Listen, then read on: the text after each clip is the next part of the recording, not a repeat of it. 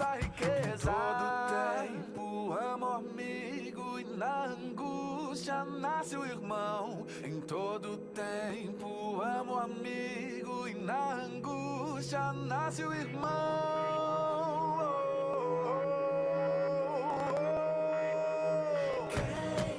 Quem encontra alguém pra caminhar nessa estrada quer viver, tem esperança e gratidão no olhar. Os amigos são nossa riqueza. Quem encontra alguém pra caminhar nessa estrada quer viver, tem esperança e gratidão no olhar. Os amigos são nossa riqueza.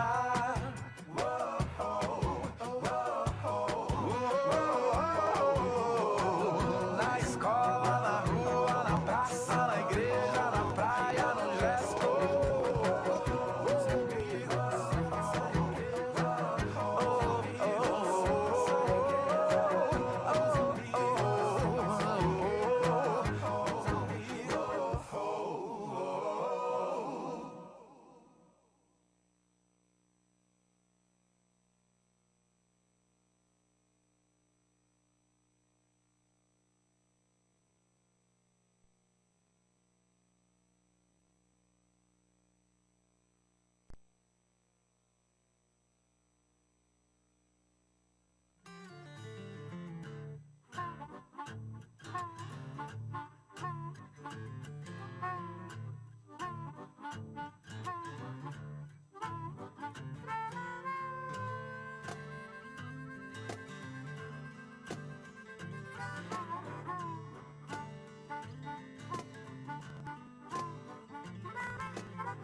Tem maluco que põe o pé.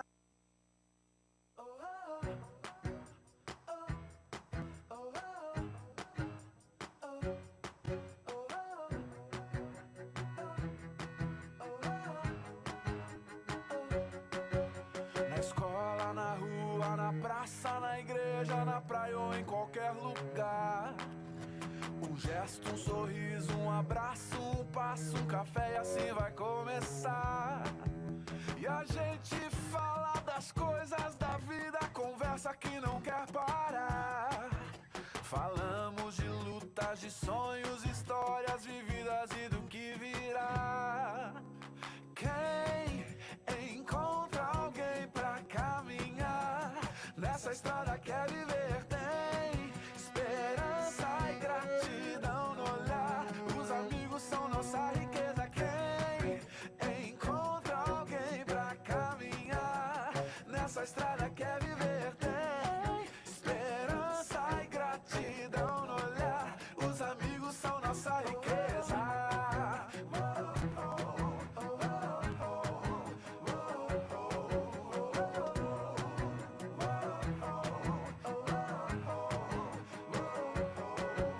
Tá sempre presente com a gente nas horas difíceis, não pode faltar. É voz que incentiva, anima, coloca pra cima e nos faz levantar. E a gente fala das coisas da vida, é papo que não quer parar.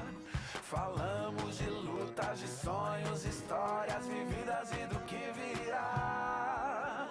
Quem encontra alguém pra caminhar nessa estrada quer viver, tem esperança e gratidão no olhar. Os amigos são nossa riqueza.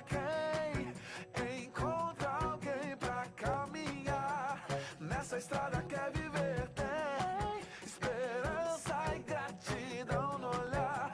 Os amigos são nossa riqueza. Todo tempo, amor, amigo, e na angústia nasce o irmão. Em todo tempo, amor, amigo, e na angústia nasce o irmão.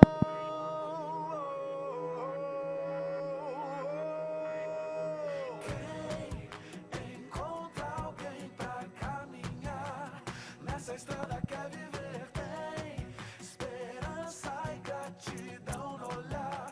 Os amigos são nossa riqueza.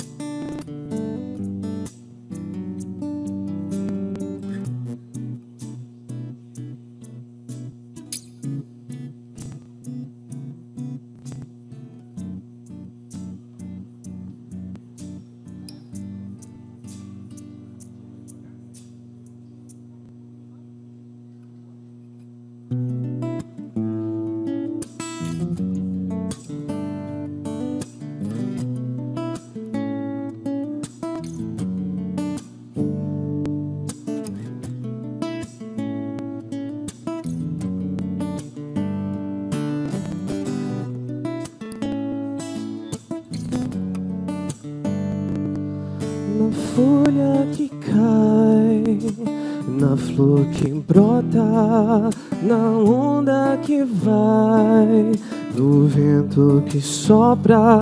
Deus está, eu sei, Deus está, Deus está, eu sei, Deus está.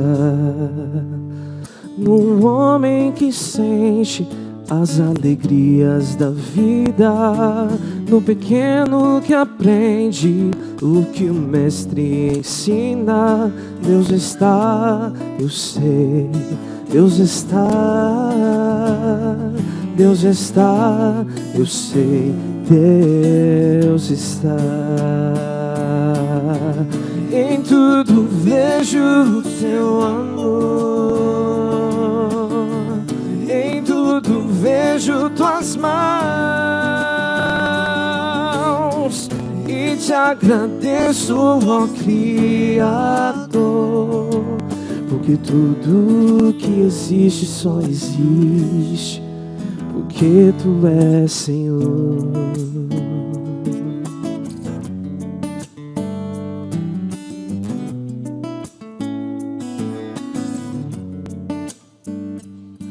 Na mãe que consola a criança nos braços, em cada estrela que brilha no espaço. Deus está, Deus está, Deus está, eu sei, Deus está.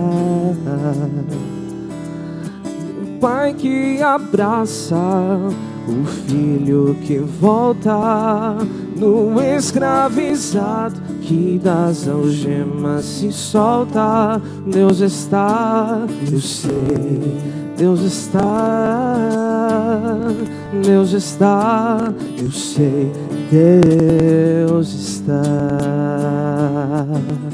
Em tudo vejo o teu amor, em tudo vejo tuas mãos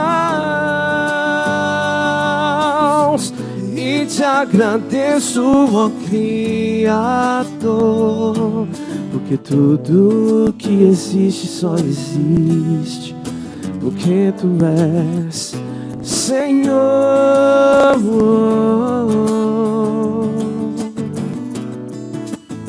Tu és Senhor.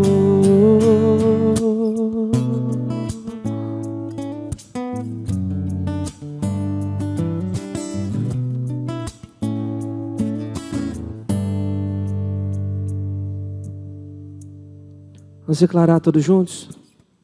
Em tudo vejo Teu amor. Você vê Deus em tudo na sua vida? Em tudo vejo Tuas mãos e Te agradeço, ó Criador,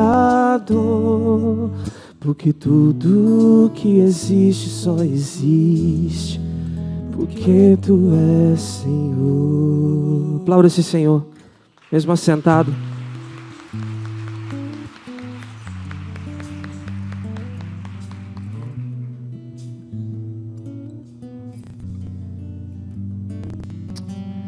Nós queremos agradecer a Deus pela vida de vocês aqui essa noite. E essa canção é um convite a todos nós a pensarmos nessa nova série de mensagens que nós vamos abordar a partir de hoje, que se chama Discipular, uma fé que começa em casa. Ou seja, nosso propósito é fazer o que Jesus fez no Novo Testamento. E não é aqui um propósito pequeno, é verdade. Se Jesus tentou fazer isso e conseguiu, claro, trazer isso ao coração dos seus discípulos, nós queremos, na verdade, recuperar. É tirar Deus do templo. É tirar um Deus que a gente se encontra com Ele apenas no domingo à noite. É tirar um Deus que a gente encontra com Ele apenas algumas vezes durante a semana. E trazer Deus para a vida. Trazer Deus para o dia a dia. Trazer a Deus para o discipular. Trazer a Deus para a nossa casa. Trazer para Deus uma fé que se interage com os nossos filhos, nos nossos relacionamentos, na nossa profissão, no nosso gabinete de escritório, onde quer que estejamos, uma fé que nos visita diariamente e não apenas uma fé que nos visite dominicalmente. Então essa canção é Deus está aqui. Deus está quando eu vejo um sorriso de uma criança. Deus está quando eu abraço um amigo distante. Deus está quando eu sofro sozinho no meu travesseiro. Deus está em todo momento ao meu lado. Tirar Deus do templo e trazer Deus para nosso coração. Tirar Deus de uma estrutura fria e gelada chamada construção e levar para a igreja, o templo vivo do Senhor, que é você, o seu coração e o meu coração. Que essa noite você esteja com essa disposição de entender que esse Deus que você vai conhecer e que você vai ouvir falar é um Deus que interage com você no dia a dia e não apenas através de uma liturgia. Eu quero convidar todos os nossos visitantes, ao final dessa celebração, passar no nosso estande e retirar ali o seu presente especial. Que visitantes são esses, pastor? Os visitantes de primeira viagem.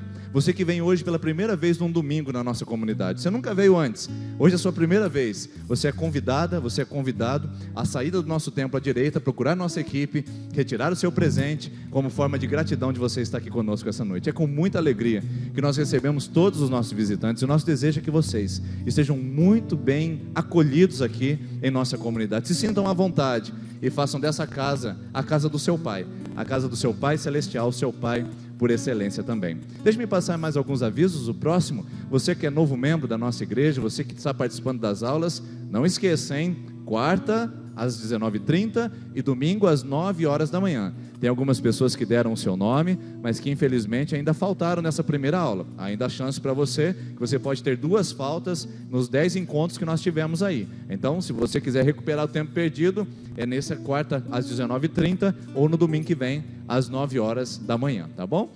Próximo aviso, começa hoje a nossa série de mensagem e na terça-feira começa a nossa nova série de mensagens voltada para a nossa vida espiritual, voltada para a nossa intensidade de lutas que vivemos no dia a dia. Você é convidado e convidada terça-feira, terça da esperança. Esse nome já é sugestivo, é um dia de esperança para a nossa vida. Você é convidado a estar conosco às 20 horas aqui no templo e convidar alguém para a nossa nova série de mensagens que se chama Diário de um Vencedor.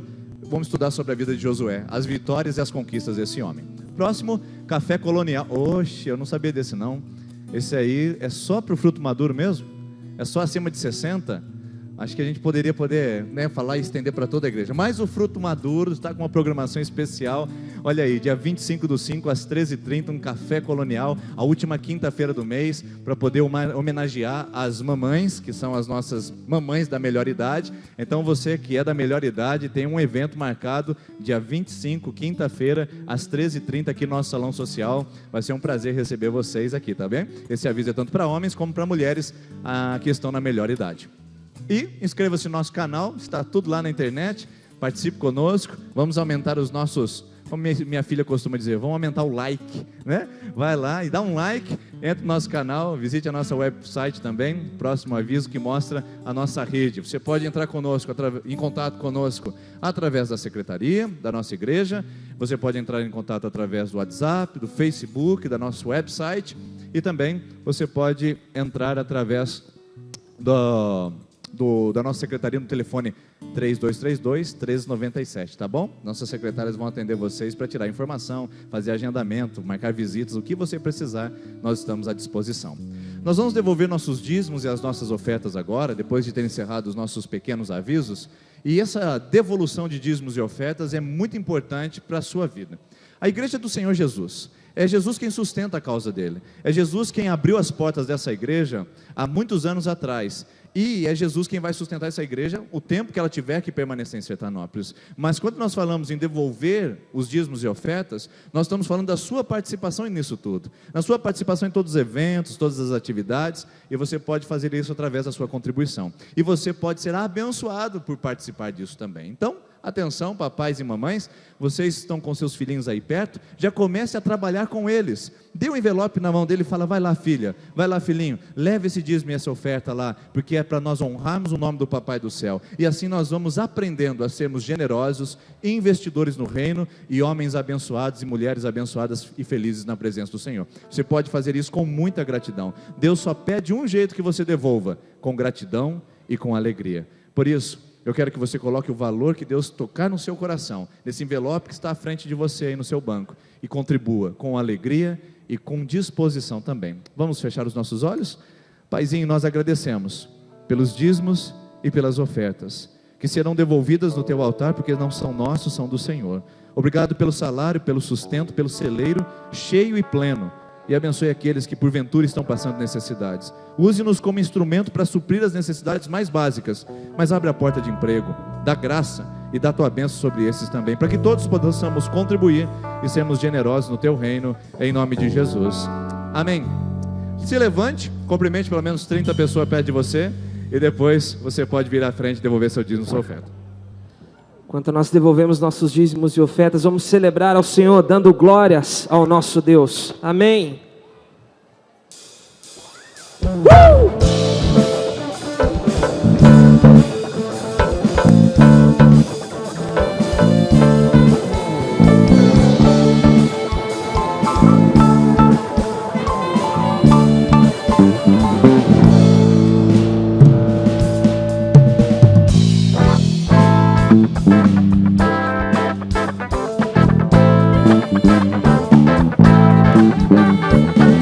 Eu quero declarar tua grandeza, ó Pai, dizer que sobre todos tu és Rei e Senhor.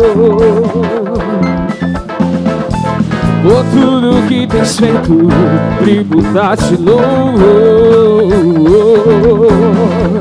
Com minha dança e voz quero demonstrar o quanto eu te amo, Senhor Jesus.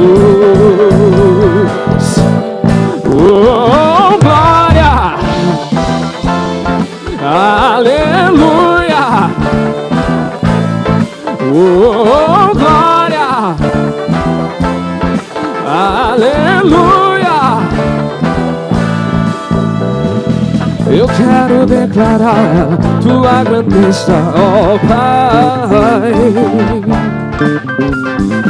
dizer que sobre todos tu és Rei e Senhor.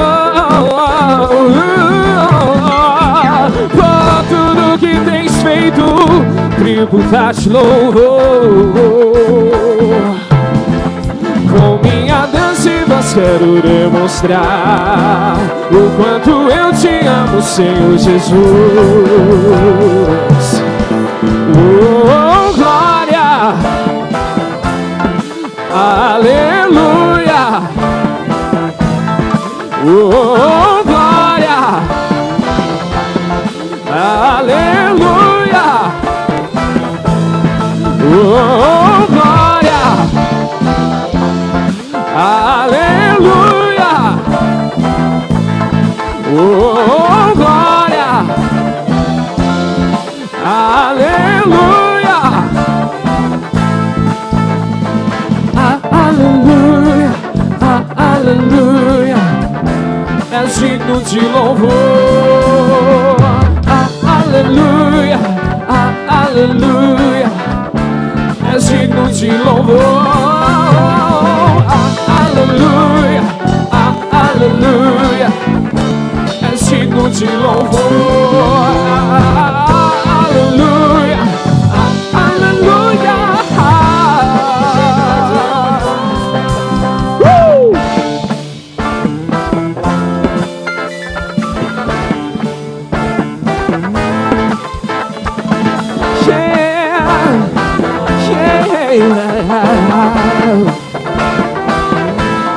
Oh, glória, glória,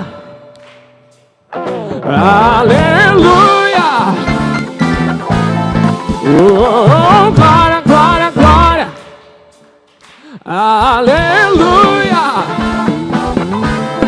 Oh, glória, glória, glória, glória, aleluia.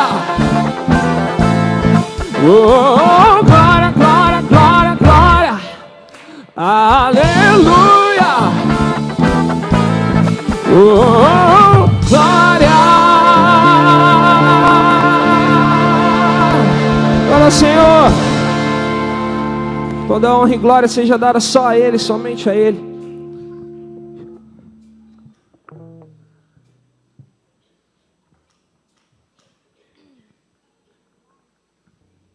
Vamos agradecer ao Senhor, agradecer por ter essa família unida, agradecer por todas as bênçãos que temos recebido, agradecer pelo ar que nós respiramos. Às vezes nós olhamos para tantas coisas que nós não temos, tantas coisas que nós sonhamos, que nós almejamos, mas aquilo que o Senhor tem nos dado é tão abundante, né? Você olha para a sua vida, você tem olhado todas as coisas abundantes que Deus tem trazido na sua vida. A sua família tem saúde, você tem um emprego, você tem um alimento de cada dia. Isso é muito importante. Isso é tudo que nós precisamos. O Senhor Deus nos tem abastecido de todas as bênçãos espirituais que nós precisamos. Precisamos tomar posse e agradecer, bendizer ao Senhor, bendizer o nome dEle. Bendiga o nome do Senhor. Se alegre na presença do Senhor, que Ele atenderá os desejos do seu coração, suprirá todas as suas necessidades. O Senhor merece uma festa neste lugar, amém? Vamos com as palmas ao Senhor.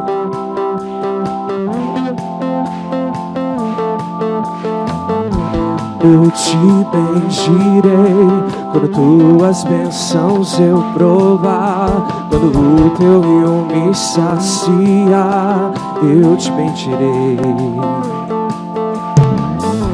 Eu te bendirei quando no deserto estiver, quando a solidão me envolver, eu te bendirei. Pelas bênçãos recebidas, te dou louvor. Quando as trevas me cercarem, cantar eu vou. Eu te bendirei, ó Senhor, eu te bendirei. Eu te bendirei, ó Senhor, teu glorioso nome bendirei. Eu te bendirei, ó Senhor, eu te bendirei. Eu te bendirei, ó Senhor, teu glorioso nome bendirei. Eu te bendirei quando a luz do sol brilhar em mim, quando tudo certo estiver, eu te bendirei. Eu te bendirei no caminho da aflição, se a dor tomar meu coração, mesmo assim eu te bendirei, porque o Senhor tem me abençoado. Pelas bênçãos recebidas te dou louvor. Quando as trevas pincem, você vai cantar nessa hora. Cantar eu vou, eu te bendirei, ó Senhor, eu te bendirei, eu te bendirei, ó Senhor, teu glorioso nome bendirei, eu te bendirei, ó Senhor, eu te bendirei, eu te bendirei, ó Senhor, teu glorioso nome bendirei. Ó soberano Deus, em ti confiarei, tu és o meu Senhor, teu nome bendirei. Vamos declarar bem forte. Ó soberano Deus, em ti confiarei, tu és o meu Senhor, teu nome bendirei. Eu te bendirei, ó Senhor, eu te bendirei, eu te bendirei, ó Senhor, teu glorioso nome bendirei, eu te bendirei, ó Senhor, eu te bendirei, eu te bendirei, ó Senhor, teu glorioso nome bendirei. Glória ao Senhor, glória ao Senhor. Amém. Esse é o Deus em que nós confiamos, o Deus triuno, o Deus perfeito, o Deus Pai, o Deus Filho, o Deus Espírito Santo, o Deus que é um mistério, mas ao mesmo tempo é tão íntimo, o Deus tão poderoso e ao mesmo tempo é o nosso Pai de amor, o Deus que se manifesta de tantas formas nas nossas vidas, mesmo quando nós pensamos às vezes em desistir, mesmo quando nós não vemos Deus em nossas vidas, ali Ele está presente, manifestando o seu amor, manifestando a sua graça, o Deus da ressurreição, o Deus da eternidade, o Deus que tem tudo para as nossas vidas, o Deus que planejou tudo para as nossas vidas, que criou um plano de salvação, que criou um propósito, um destino para as nossas vidas, um destino de nos fazer o bem e não o mal, como muitas vezes nós pensamos. Às vezes nós dizemos que confiamos, que cremos, mas na verdade a nossa fé não chega nem perto de um grão de mostarda, porque a palavra do Senhor diz que se a nossa fé fosse desse tamanho, nós conseguiríamos mover montanhas, nós conseguiríamos fazer a diferença. E nós temos que pedir essa fé, nós temos que pedir: Senhor, eu quero crer acima de tudo, eu quero crer. Eu posso ver as circunstâncias, eu posso estar no meio de uma tempestade, de uma dificuldade, de confusão, mas eu quero crer, porque o Senhor nunca nos deu motivo para não crermos, meus irmãos. Vamos olhar para as nossas vidas, vamos olhar para a nossa história, vamos olhar para a palavra. O Senhor nunca deu motivo para aqueles que creem nele se desiludirem. A palavra é eficaz, a palavra de Deus nos ensina que se acreditarmos veremos milagres, que se acreditarmos veremos transformação, que se acreditarmos seremos levantados de um lamaçal de pecado e postos junto com o Senhor Jesus à direita de Deus, no trono dos anjos. Esse é o Deus que nós cremos, esse é o Deus que nós cremos. E nós vamos declarar através dessa nova canção que nós cremos em Deus nosso Pai, que nós cremos em Jesus Cristo, que nós cremos no Espírito Santo, que nós cremos na ressurreição, que nós cremos que nós iremos levantar os mortos, que nós cremos na salvação, que nós cremos que tudo isso é passageiro, que nós cremos na igreja, que nós cremos na comunhão dos santos. Essa é a nossa vida, essa é a nossa história. Abrace essa história, essa é a sua história. Você é salvo, você é salvo.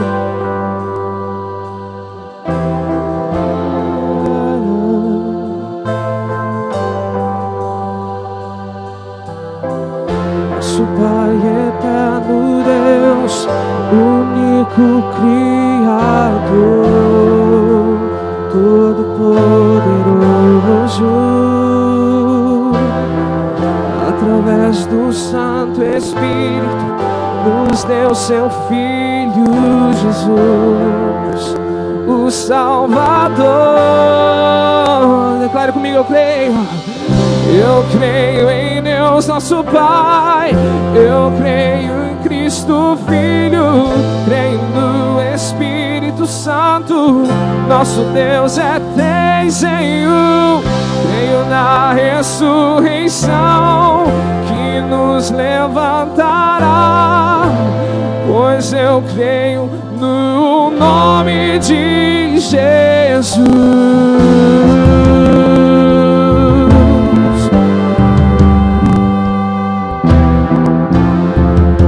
Cremos em Ti, Senhor.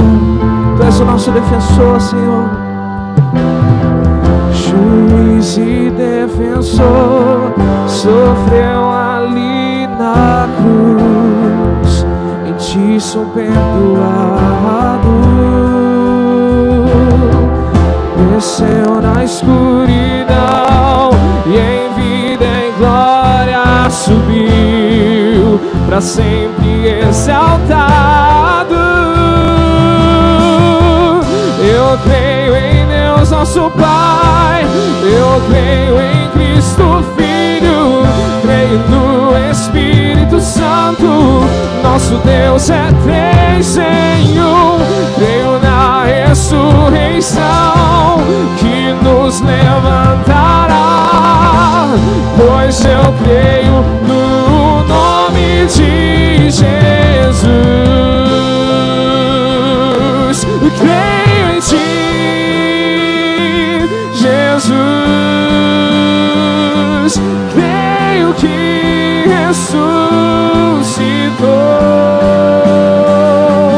Creio que Jesus Cristo é o Senhor.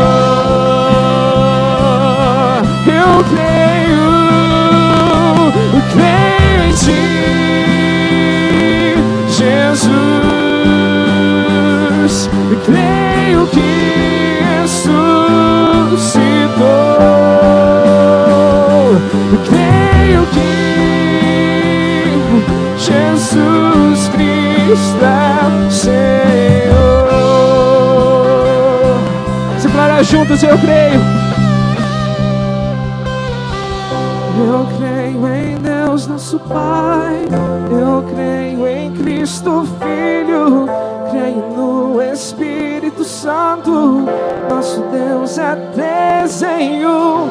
Creio na ressurreição que nos levantará, pois eu creio no nome de Jesus. Eu creio em Deus nosso Pai, eu creio em Cristo Filho, creio no Espírito Santo, nosso Deus é três em um. Creio na ressurreição que nos levantará, pois eu creio no nome de Jesus. Pois eu creio no nome de Jesus. Pois eu creio no nome de Jesus.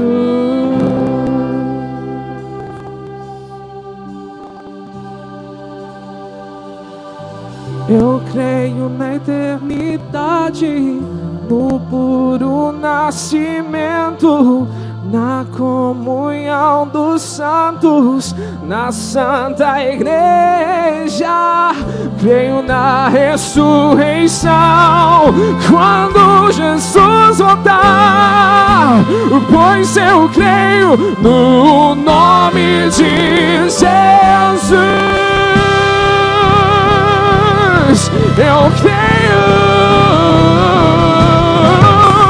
Eu creio em Deus nosso Pai, eu creio em Cristo Filho, creio no Espírito Santo, nosso Deus é três em um. Creio na ressurreição que nos levantará, pois eu creio no nome de Jesus, pois eu creio no nome de Jesus. Aplaude Ele, aplaude a Ele. Vamos declarar como igreja, eu creio. Vamos declarar todos juntos como igreja. Eu imagino o que isso faz no mundo espiritual, meus irmãos. Eu acredito em algo extraordinário que acontece quando nós declaramos com todo o nosso coração: eu creio em Jesus, eu creio na verdade, eu creio na vida, eu creio no caminho, eu creio na ressurreição, eu creio na santidade, eu creio na redenção. Eu creio que só esse mundo não basta, que existe algo mais, e por isso eu preciso amar, eu preciso me doar, eu preciso tomar a minha cruz, eu preciso fazer a diferença, para que haja essa comunhão dos santos também na eternidade, para que além desse momento haja muitos e muitos e muitos momentos. Vamos declarar como seres eternos, meus irmãos. Não é nenhuma presunção nós dizemos que nós somos seres eternos, porque nós acreditamos naquele que é eterno. Nós acreditamos naquele que ressurgiu dos mortos, naquele que venceu, naquele que tem a chave, naquele que é o único, o primeiro, o último. Por isso vamos declarar: eu creio. Eu creio em Deus nosso Pai, eu creio em Cristo Filho, creio no Espírito Santo, nosso Deus é três em um. Creio na ressurreição que nos levantará, pois eu creio no... Pois eu creio no nome de Jesus. Pois eu creio no nome de Jesus.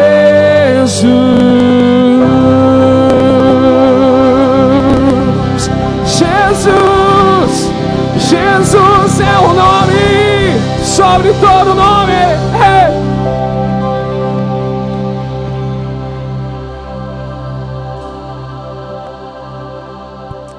Você pode se assentar, por favor. Obrigado, equipe de adoração.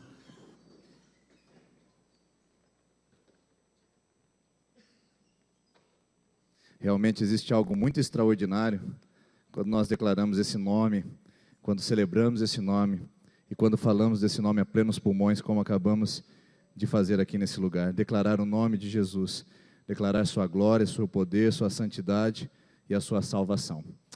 Queridos, hoje nós temos a ceia do Senhor, então os papais e as mamães terão aquela incumbência de estar com seus filhos durante toda a nossa celebração, como é nosso costume todo primeiro domingo do mês. Hoje nós temos a mesa do Senhor, então as crianças ficarão conosco e o papai e a mamãe permanecerão com seus filhos, com vocês aí. Bom, já que falei para vocês, a proposta dessa série é tirar Deus do templo e trazer Deus para a vida. Tirar Deus de uma programação semanal e trazer Deus para a minha agenda semanal. É tirar Deus de um evento religioso e trazer Deus para as minhas experiências práticas e diárias. Esse é o desafio dessa série de mensagens, onde nós vamos falar sobre a fé através de relacionamentos. A fé através da convivência. A fé através das pessoas. E eu quero começar falando com vocês sobre o tema de Timóteo, capítulo de número 4. Segundo livro de Timóteo, capítulo 4. Versículos 6 a 22. Se você quiser abrir a sua Bíblia conosco, se você quiser acompanhar no telão, eu gostaria que você ficasse muito à vontade para poder desfrutar desse momento da palavra do Senhor. No telão, eu coloquei o seguinte texto, na tradução Nova Versão Internacional, e você pode ir acompanhando a leitura comigo também na sua Bíblia.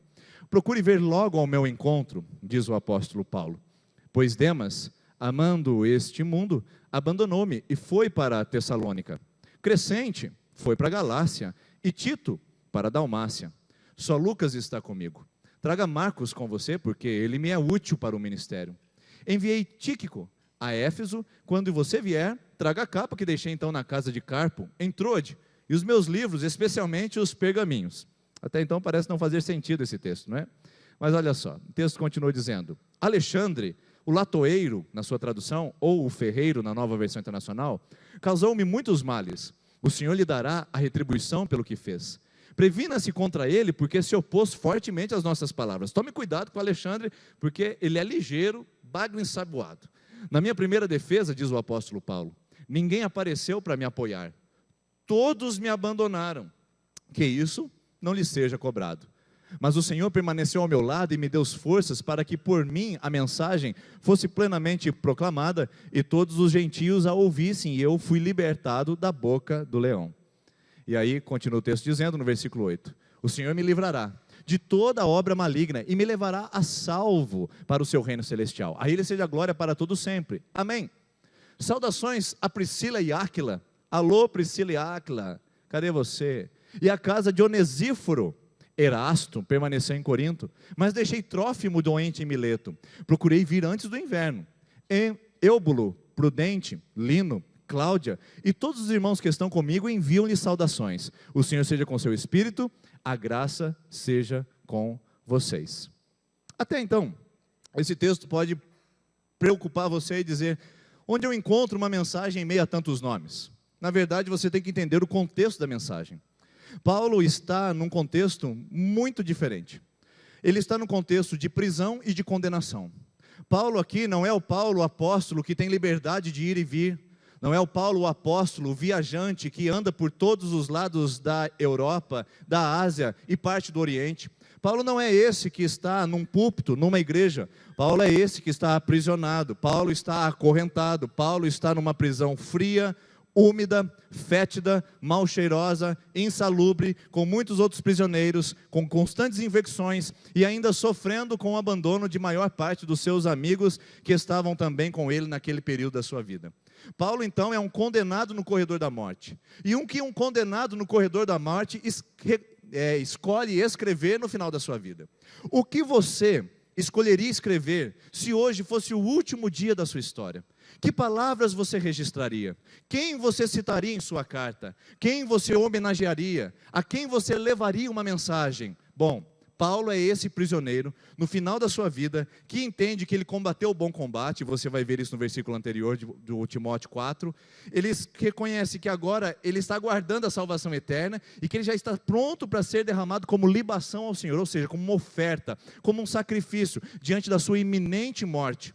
Paulo então está escrevendo diante da iminência da sua morte, e ele está agora falando a Timóteo, Timóteo, aprenda comigo, aprenda com quem andou a maior parte do tempo da sua vida, entregando-se intensamente ao Evangelho de Jesus Cristo. Aprenda com quem aprendeu com as pessoas. Timóteo, aprenda a lição que eu quero dizer para vocês, para você, que você precisa entender e você precisa se apoiar nisso.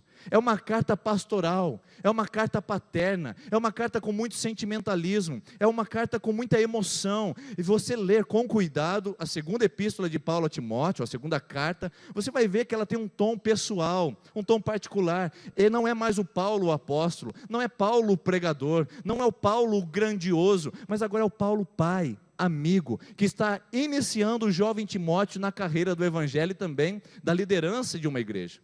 E o que ele escolhe dizer? O que Paulo escolhe minuciosamente no final da sua vida? Uma das suas últimas cartas, ele escolhe citar o nome das pessoas. Ele escolhe citar o nome das pessoas porque para esse prisioneiro no corredor da morte, o que mais valia a pena em toda a sua trajetória terrena foi a experiência que ele teve do Evangelho com as pessoas. Porque o Evangelho não o abduziu para um mundo extraterrestre. O Evangelho não o transportou para uma outra galáxia. O Evangelho o trouxe para a convivência acotovelada entre as pessoas.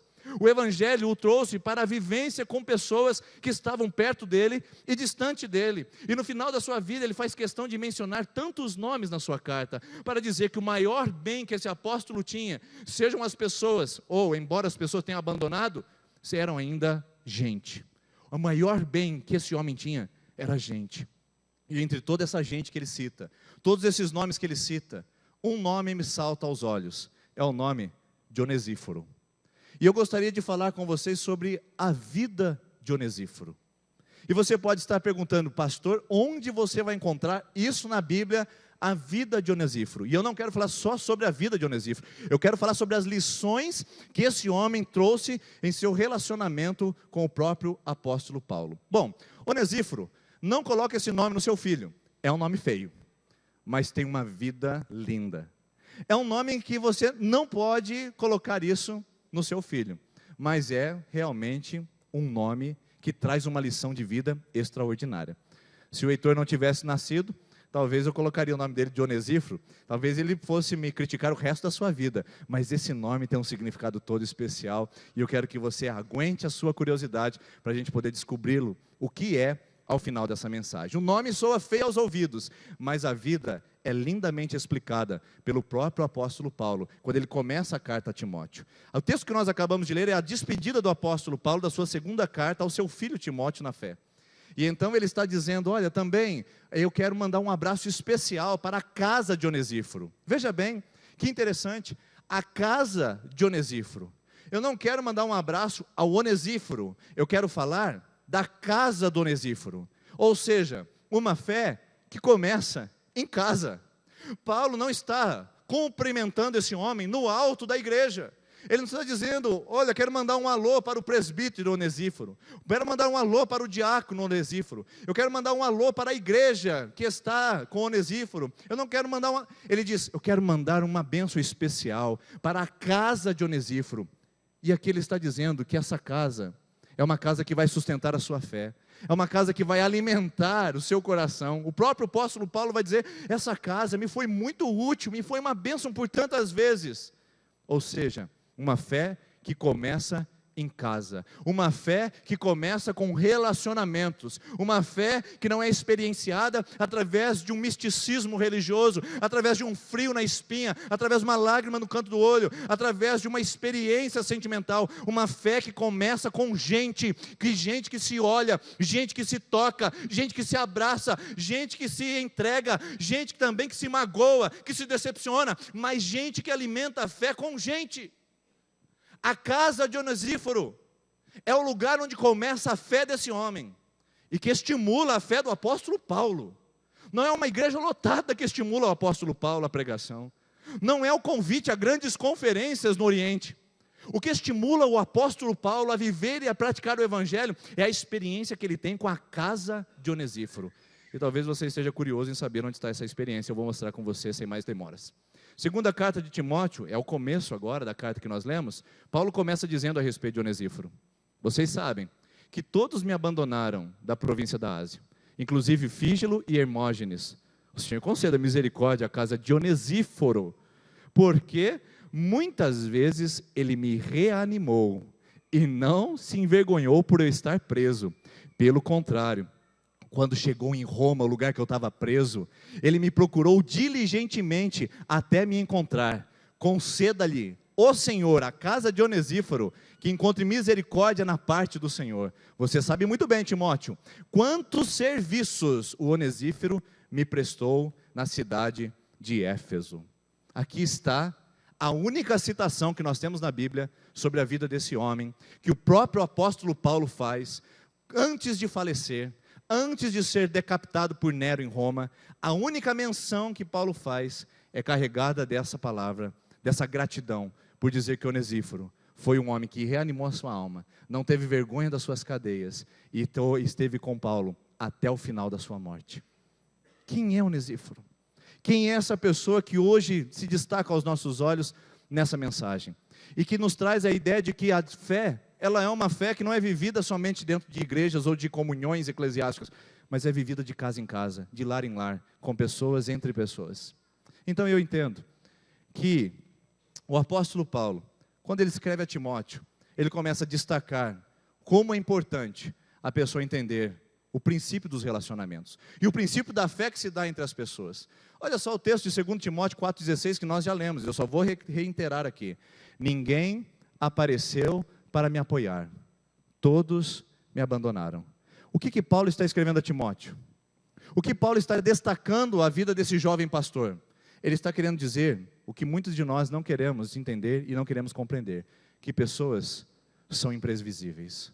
Pessoas são orgânicas, pessoas não são mecânicas. Nós não podemos trabalhar com pessoas como um tabuleiro de xadrez, onde eu posso me antecipar aos movimentos e posso dar um checkmate definitivo. Pessoas não são equações que fazemos matematicamente. Pessoas não são lógicas, onde nós possamos racionalizá-las e dizer, se o fulano é dessa casa, ele vai agir dessa maneira. Se ele tem essa personalidade, ele vai ser dessa maneira. Pessoas são biológicas, nós nunca sabemos como elas vão reagir, nós nunca sabemos como elas vão interagir conosco, só que nós somos tomados de preconceitos, tomados de lógica. O jeito que olhamos para a pessoa, já nos enchemos de preconceito. O jeito que vimos uma pessoa, nós já nos enchemos de pré-julgamentos, e nós vamos vivendo o pior da vida quando nós queremos colocar as pessoas dentro de uma descrição formal e simplesmente lógica da nossa cabeça.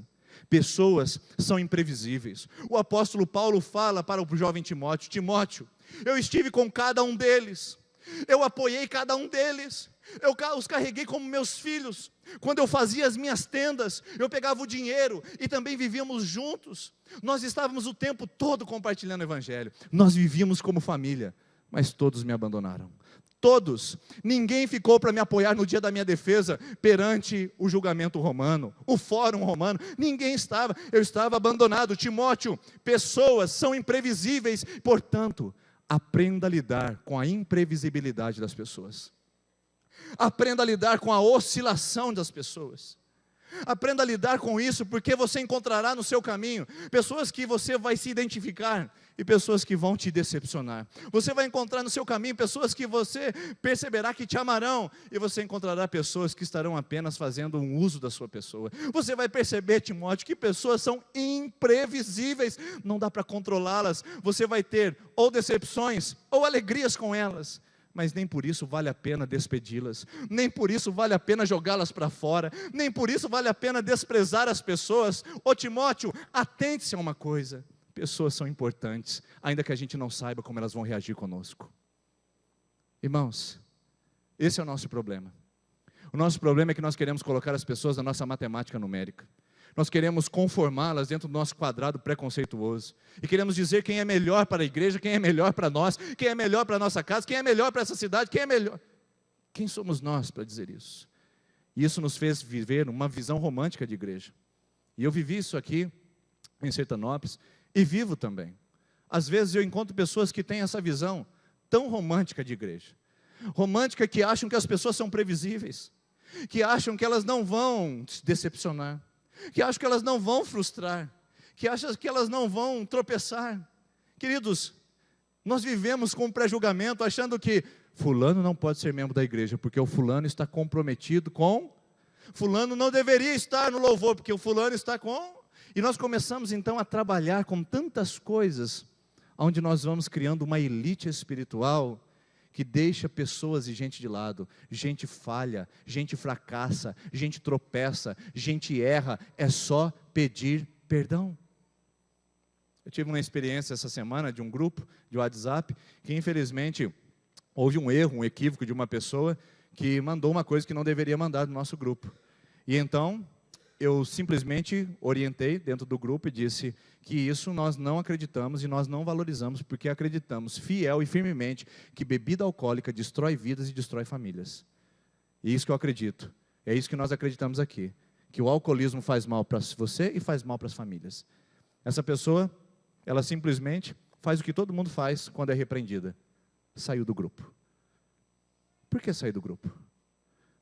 Qual é o problema?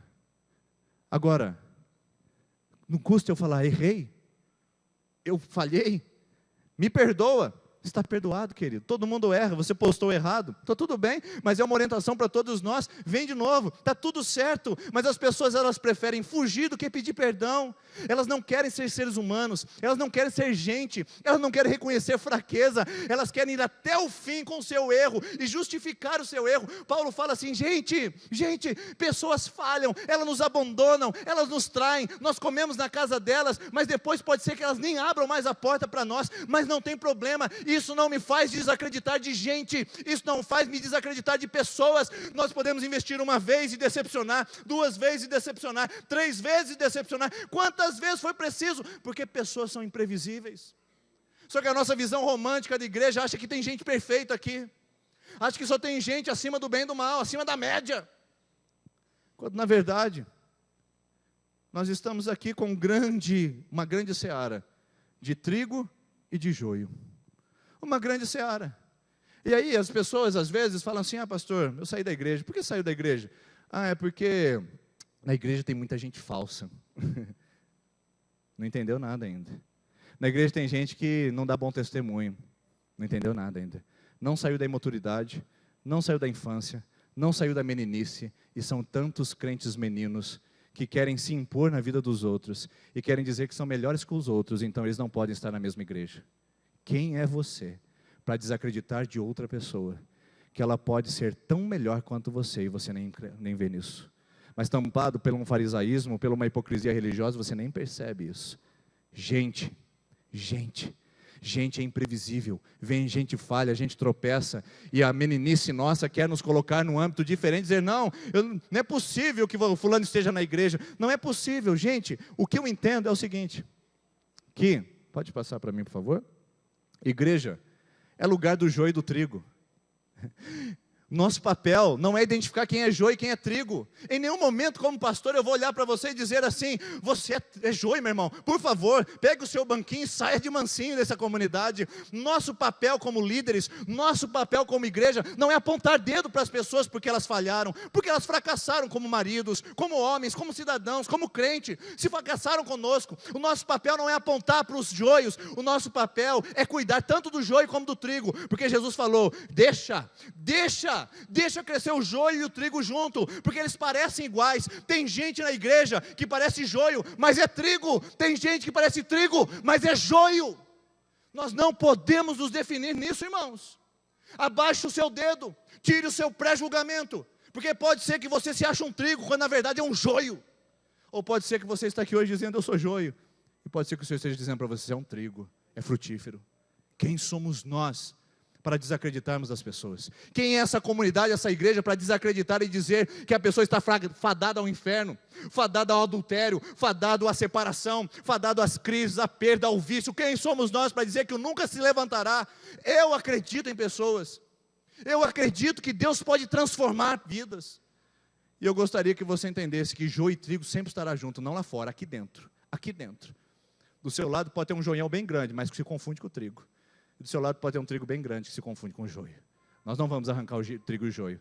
Essa tarefa é de Deus. No dia da sua volta, Ele fará isso, porque Ele conhece os corações.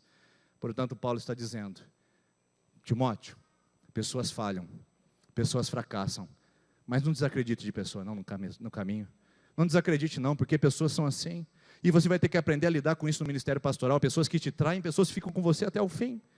Sabe por que às vezes a gente não quer continuar na igreja? Porque a gente não tem maturidade suficiente para lidar com pessoas que nos confrontam, pessoas que nos decepcionam, pessoas que nos frustram. Quando você aprender, e quando nós aprendermos a administrarmos isso, os conflitos relacionais, nós chegamos a um nível muito maior de fé do que uma meninice que fica empurrando culpas e situações para os ombros dos outros. Essa é a primeira lição. Segunda lição que o apóstolo Paulo mostra a Timóteo: procura vir ao meu encontro. É o texto que nós lemos. Logo no começo, Paulo diz: Timóteo, procura vir ao meu encontro. Ô Timóteo, eu estou com saudade de você, camarada. Ô Timóteo, você faz uma falta danada no meu ministério. Ô Timóteo, é tão bom, cara, contar com você. Volta logo, vem logo ao meu encontro. Sabe por quê? Nós precisamos de pessoas. Pessoas são imprevisíveis, mas pessoas são necessárias. Não dá para a gente viver uma vida separada, uma vida distante. Não dá para a gente viver uma vida onde a gente caminhe sozinho. Paulo está dizendo: eu preciso de você, Timóteo. Vem depressa, porque é importante ter a sua presença. Eu sou apóstolo, eu sou um grande pregador, eu sou reconhecido por muitas pessoas, mas eu preciso de gente como você, Timóteo. Eu preciso de pessoas.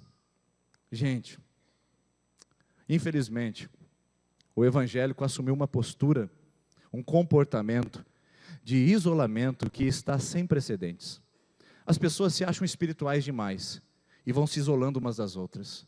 Gente que se acha que tem uma vida espiritual um pouquinho mais elevada e começa então a viver num mundinho que não existe. Ela diz: eu passo, pastor, 4 horas com o Senhor todo dia, eu prefiro ficar com Deus. Sabe por que algumas pessoas preferem ficar com Deus? Porque elas não suportam pessoas. Deus é uma fuga, Deus é um refúgio, porque elas não aguentam pessoas.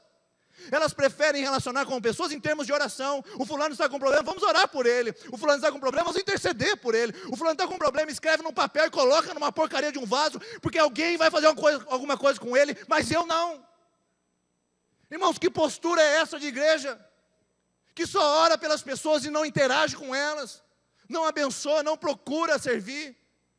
Paulo diz assim: nós precisamos uns dos outros. Timóteo, corre, porque eu preciso de você, eu preciso da sua companhia, eu preciso da sua palavra, eu preciso dos seus olhos, eu preciso que você esteja comigo. Irmãos, nós aprendemos a ficar espirituais demais, nós aprendemos a nos relacionar com o mundo da fé em termos de Deus e esquecemos de gente. A fé começa em casa, a fé começa com pessoas. Pedro, Tiago e João sobem no Monte da Transfiguração, e eles são um exemplo de nós. E lá estão eles no Monte da Transfiguração, o negócio está acontecendo, o fogo está caindo, a glória está descendo, a coisa é grandiosa demais para os dois. Então, o Pedro toma a iniciativa e fala: Senhor, bom é estarmos aqui. Bom é estarmos aqui. Vamos fazer 3 tendas.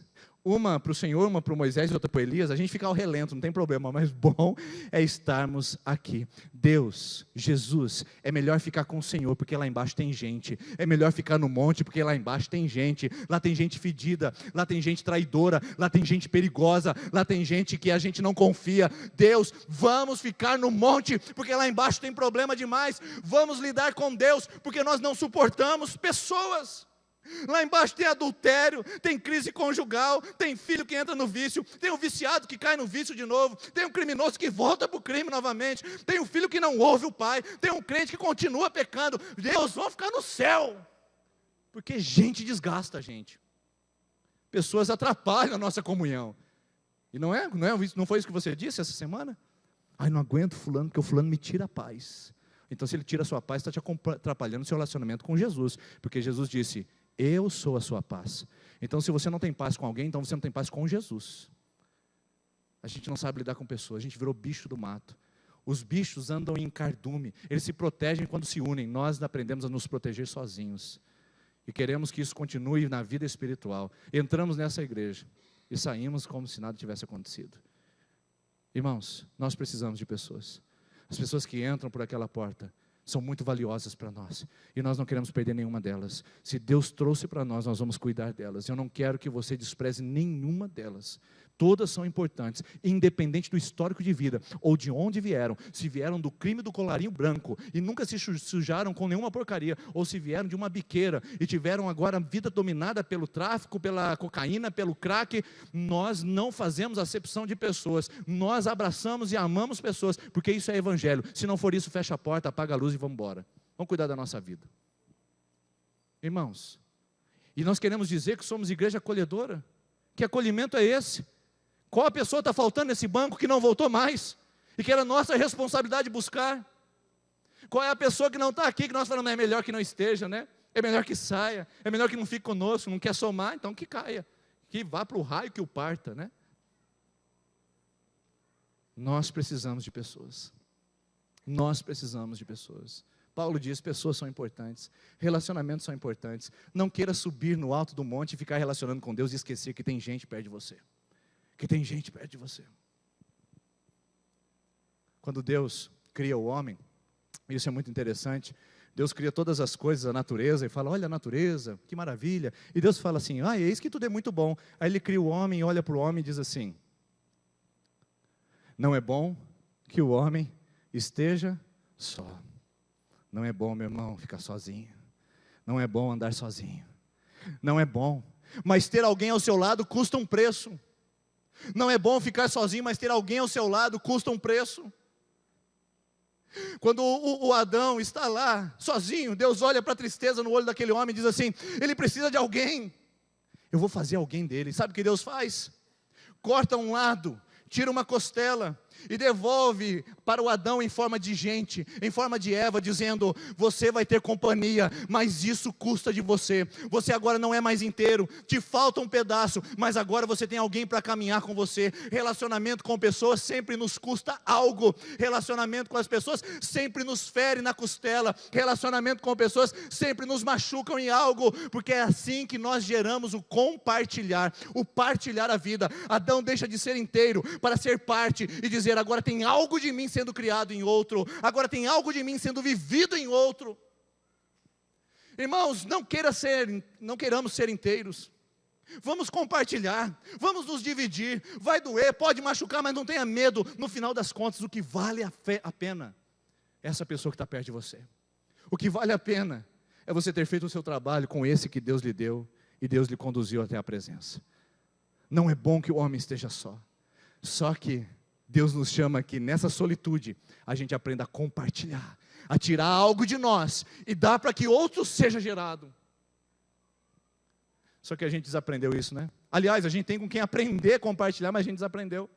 Você está falando aqui, pastor Denis, de quem? Eu estou falando de Deus. Quando Ele fez todo mundo, Ele criou toda a terra e Ele disse assim: essa terra está bonita, hein? Eu vou compartilhar com os homens. Adão, fica aqui, a Eva agora com todo mundo. Aí o homem fez uma caca na terra. Aí Deus falou assim: bom, vocês fizeram uma besteira aí, né? Então fala o seguinte: eu tenho o céu, eu vou compartilhar o céu com vocês. Aí o ser humano cria lá todas as leis, as regras, e ele não consegue alcançar o céu por meio da observância das regras. E Deus fala assim: bom, eu compartilhei a terra com vocês, não deu certo. Eu compartilhei o céu, não deu certo. Agora sabe o que eu vou fazer? Eu vou compartilhar o meu filho com você. Eu tenho só um filho, o filho único, Jesus, e eu vou dar para você. E Deus compartilhou o seu filho. Deus compartilhou a terra, o céu e o filho. E nós, o que nós compartilhamos? O que é pesado para você? Uma carona? Uma visita? Uma ligação? Escutar uma pessoa que tenha desabafar? Isso é pesado para você? Deus compartilhou o filho dele naquela cruz por mim, por você, e nós não compartilhamos nem a nossa oferta na igreja? Irmãos, o que nós estamos fazendo com o evangelho? Que comunidade nós queremos em Sertanópolis? Vamos ficar nos adulando com palavras até quando? E achar que está tudo bem? Agora Paulo fala, Deus fala: não é bom que o homem esteja só. E daí ele vai dizer uma coisa mais para frente: é melhor ter companhia do que estar sozinho. Irmãos, Deus não falou antes só do que mal acompanhado. Jesus falou: Deus falou: melhor ter companhia do que sozinho.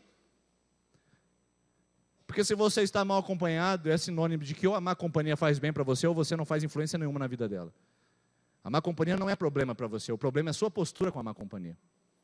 É o sal que não salga, é a luz que não brilha. Esse é o problema da má companhia. Porque a gente quer boa companhia, né? É melhor ter companhia do que ficar sozinho. Pessoas são importantes. E gente faz a diferença. E não apenas um culto dominical, mas gente faz diferença quando nós estamos dispostos a nos relacionar com elas. E outra lição que a gente aprende, Paulo fala para Timóteo: nós precisamos de gente. Gente é imprevisível. Só que aí vem a ilustração do Onesíforo. Paulo fala assim: Timóteo, eu quero te dar um exemplo de um homem que acredita em pessoas. Eu quero te dar um exemplo de um homem que sabe o que fazer. Eu quero te dar o exemplo de Onesíforo. E o Onesíforo, por muitas vezes, me recreou. E não se envergonhou das minhas cadeias. Onde Paulo estava? Numa prisão suja, fétida, amarrado pelos pés, às vezes a um tronco. Naquele lugar ficavam as fezes dos outros prisioneiros, que não tinham como sair do seu lugar. Um lugar totalmente escuro, úmido, feio, um lugar de desamparo, de abandono total. Quando a água descia, aquela lama pegava os pés dos prisioneiros, eles tinham várias infecções e morriam muito precocemente por causa dessas infecções. Paulo está nesse lugar aprisionado, e aí o Paulo fala assim: Timóteo, um dia o Onesíforo veio aqui me visitar, e ele alegrou, recreou o meu coração. Recreou. Talvez na sua tradução esteja, ele me reanimou, mas a tradução literal e ideal é recreou, que vem da palavra recreio. Esses dias eu perguntei para minha filha no carro, né? Estava eu e a Ana Luísa e o Heitor voltando da escola, e eu perguntei especificamente para a Ana Luísa, que ela tinha tido prova, eu perguntei: o que você mais gosta da escola? E ela, entendeu? Disse, obviamente, o recreio. O que uma criança mais gosta da escola? Um recreio. Eu fico imaginando meus alunos de literatura, quando eu estou na segunda aula com eles, e já pronto para o recreio, e eu estou no quadro mostrando as figuras de linguagem utilizadas, principalmente por Machado de Assis. Estou lá falando de Machado de Assis, apresentando as suas metáforas, apresentando as suas ironias, apresentando os seus textos, e eles lá com aquela cara de que, ai meu Deus, e o meu lanche, será que a cantina está aberta? Será que vai ter suco para mim? Será que o suco está geladinho? E aí daqui a pouco, eu estou no meio de uma explicação das mais importantes para que eles possam passar no vestibular, que é o que eles querem, e daqui a pouco,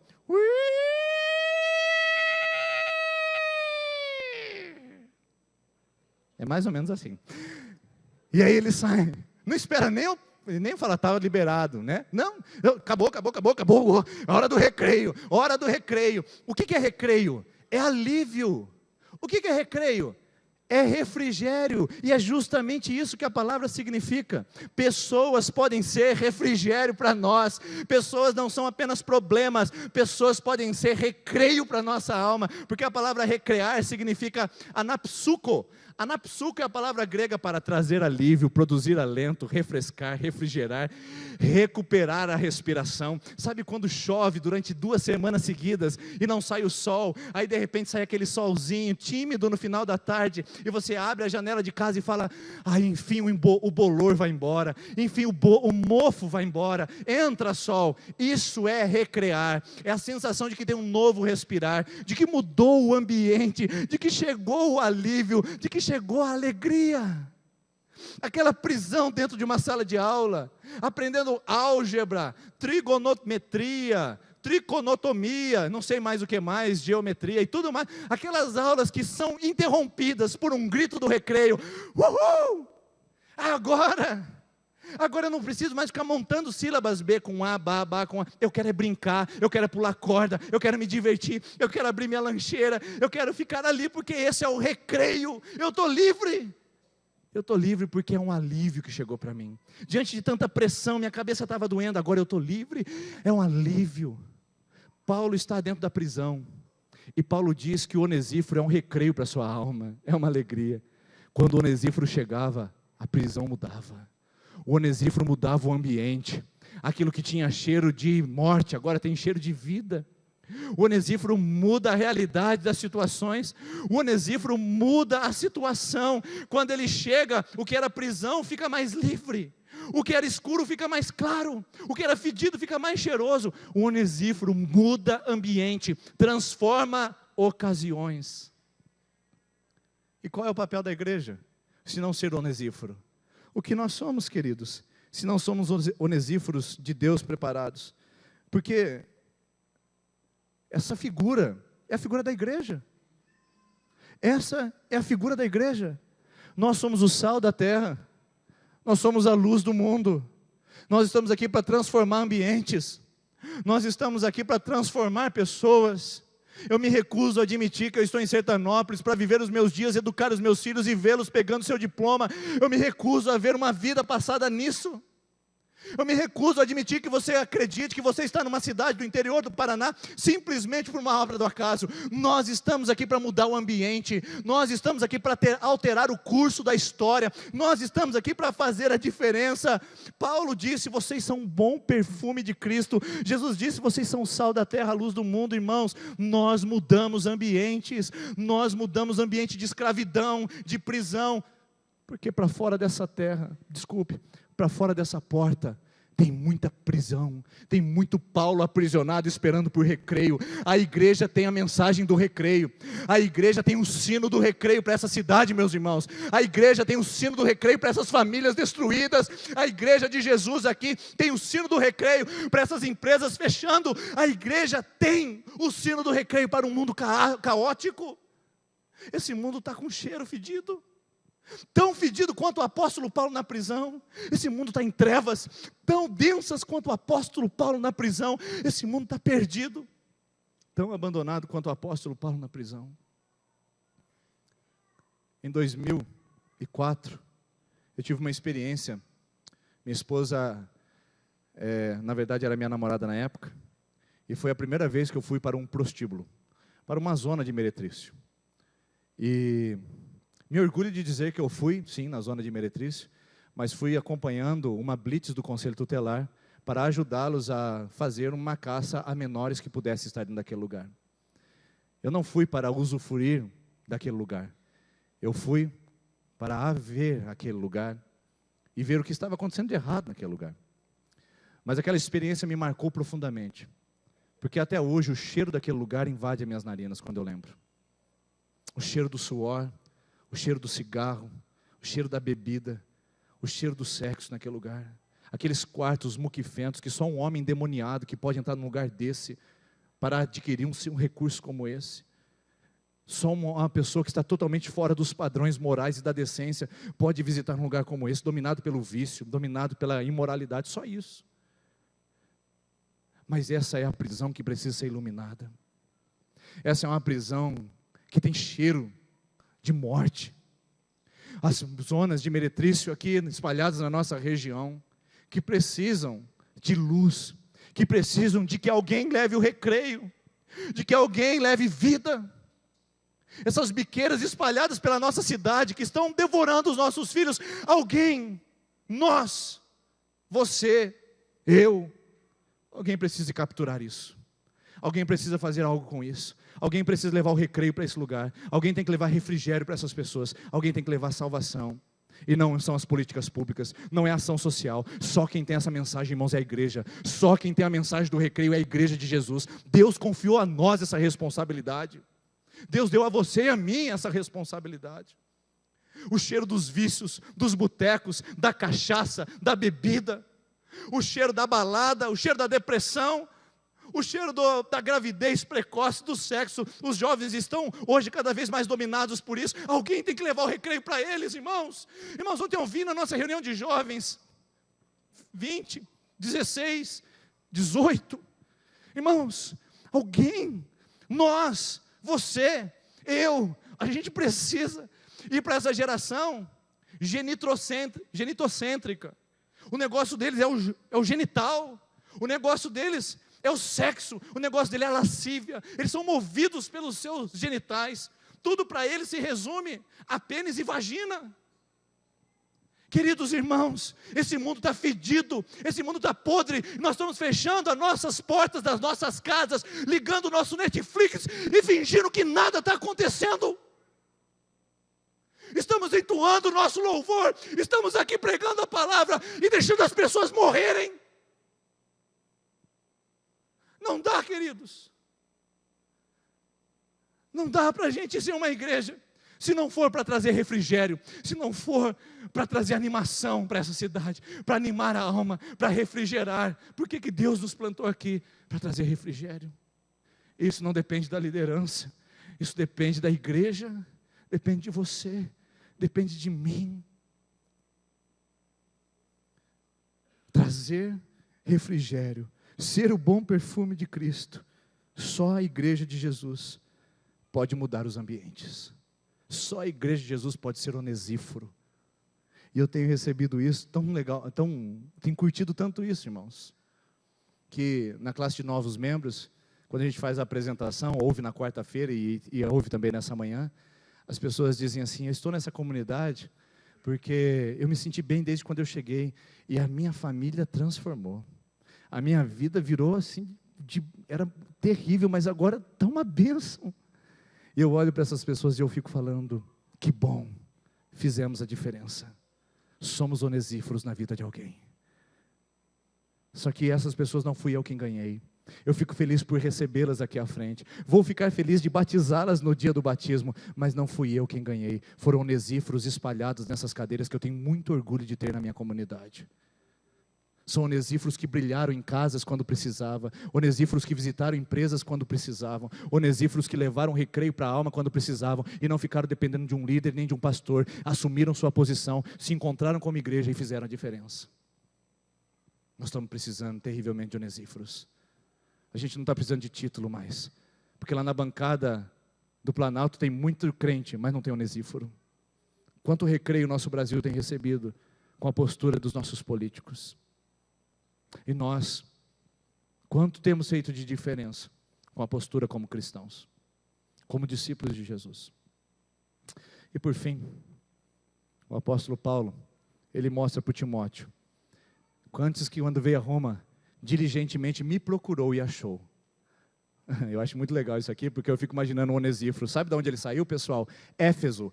Éfeso fica do outro lado do mar Mediterrâneo. Ele teve que cruzar todo o mar de navio, uma viagem que durava de 6 meses a 8 anos, e até chegar, de 6 meses a 8 meses, e até chegar em Roma, ele teve que passar por tempestades, por lutas. O Onesíforo, gente, era um pai de família. O Onesíforo tinha filhos. O Onesíforo tinha emprego. O Onesíforo, quando ele soube que o apóstolo Paulo, o seu amigo, estava preso, ele disse: não, vocês me desculpem, gente, mas eu preciso ver o meu amigo.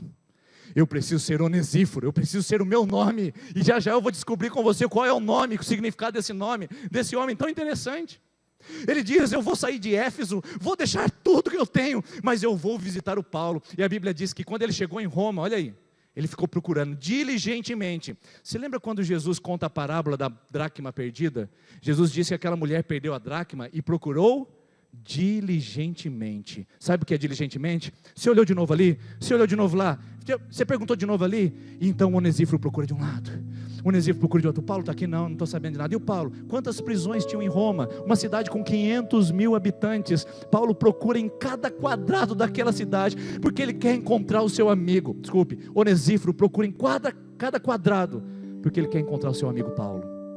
Ele quer ver o seu amigo, ele quer fazer jus ao seu nome, ele quer ser Onesíforo.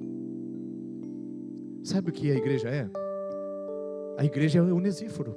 A igreja procura pessoas, porque pessoas também precisam ser encontradas. Tem muita gente que foi dessa comunidade e não está mais aqui. Tem muita gente que desviou o caminho e não está mais servindo a Jesus. Tem muita gente que precisa ser encontrada no alto dos seus vícios ou no alto da sua religiosidade. Tem muita gente que precisa ser encontrada, irmãos. Onesíforo sai à caça de pessoas. Onesíforos não se iludem com um culto lotado no domingo à noite. Onesíforos não batem no peito com seu título mais recentemente recebido dentro de uma igreja. Onesíforos não se orgulham da sua posição. Onesíforos não se orgulham do microfone. Onesíforos sai à caça de pessoas que precisam ser encontradas. Quantos casamentos precisam ser encontrados? Quantos filhos? Quantas esposas, maridos? Quanta gente, quanto adolescente? Quantos idosos? Quantas pessoas precisam ser encontradas? Pessoas precisam ser encontradas. Esse é o papel da igreja. Mas sabe o que nós fizemos com o nosso papel de igreja? Nós transformamos, nós mudamos o tempo verbal. Aliás, nós trocamos o verbo. Jesus disse para a igreja: ide, mas nós transformamos a igreja em vinde. Jesus disse: ide por todo mundo. E sabe o que a igreja está fazendo? Venha, venha. Só quem tem autoridade para fazer isso é Jesus Cristo. Ele diz: venham a mim, todos estão cansados. A igreja não tem essa autorização. Nós não podemos dizer venha, nós só podemos dizer vamos. Nós vamos, nós vamos, nós vamos. Nós vamos sair desse culto e nós não vamos ficar iludidos com uma religiosidade. Nós vamos à caça de pessoas que precisam ser encontradas pelo Evangelho. Nós somos instrumentos de Deus para fazer a diferença, para mudar o cheiro de ambientes, para perfumar casas, famílias, cidades inteiras. Inteiras. Eu nem consigo imaginar o que Deus pode fazer se cada um de vocês que estão sentados nessas poltronas confortáveis sair com a missão de ser Onesíforo. Eu não consigo imaginar o que essa cidade pode viver amanhã, o que a nossa cidade pode viver amanhã, se nós assumirmos nossa responsabilidade de Onesíforos, de encontrar pessoas perdidas, de ir atrás de quem precisa. Porque a igreja não é venha, a igreja é ide. Sabe para onde que Jesus mandou a igreja? Jesus mandou a igreja para o inferno. O pastor, mas Jesus não mandou a igreja para o céu? Não, antes de mandar para o céu, ele manda para o inferno. Pastor, como assim essa teologia é furada? Não, Mateus capítulo 16, versículo 18, Jesus disse assim: edificarei a minha igreja, e as portas do inferno não prevalecerão contra ela. Onde a igreja está, queridos? As portas do inferno não prevalecerão contra ela. Onde a igreja está? A nossa visão de igreja é que o inferno ataca a igreja. Não, na verdade Jesus disse que é a igreja que ataca o inferno. Nós é que avançamos.